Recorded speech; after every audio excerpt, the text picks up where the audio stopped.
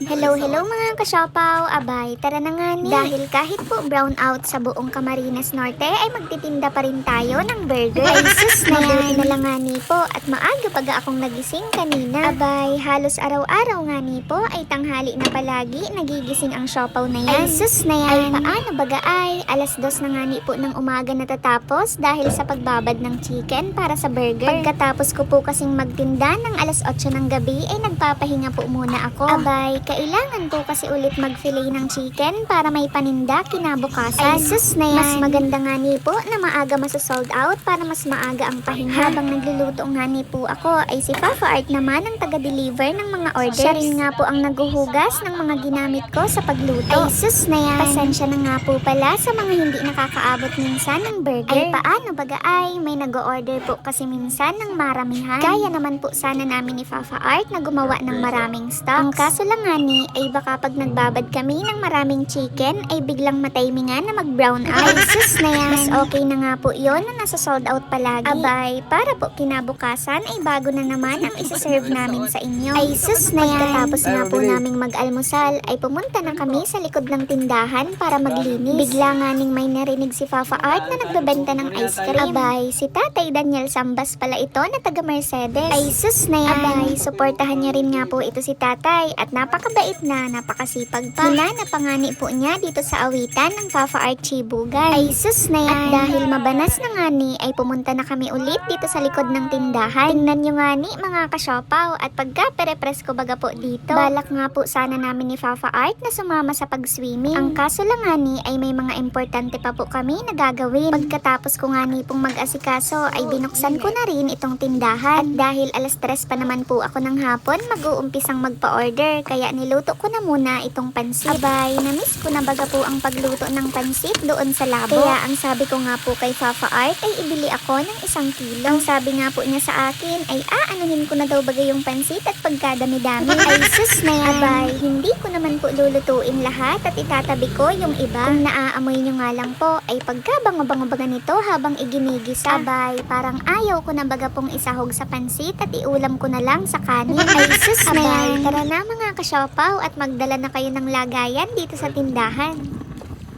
Ano daw po? Ilan po? Take out, ma'am?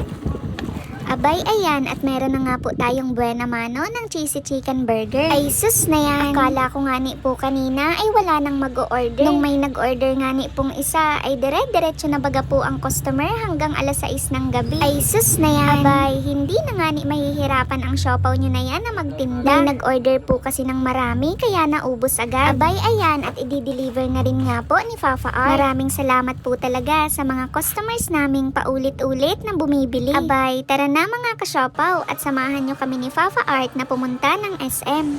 Oh guys, mabili kami guys. Mabili kami ulit. Mabili kami ng mga mahalagang bagay. Abay, ayan, at mukhang may tinatamad nga ni na magbantay ng sinain. Ang gusto yata ay isang pindot lang ay in-ina kaagad. Ay sus na yan. Yung una nga ni po naming binili ay double burner. Tapos ngayon naman ay rice cooker. Abay, baka po sa susunod ay washing machine naman. Ay sus na yan. Ano yan? Ano yan? Ano ba yan? Totoo ng mga walang pag-asa sa buhay. Totoo ng mga tamad. Eh di tamad ka pala yan. Kasi yun, So yun mga kasyopaw, dahil tamad si Papa Art magbantay ng sinaing.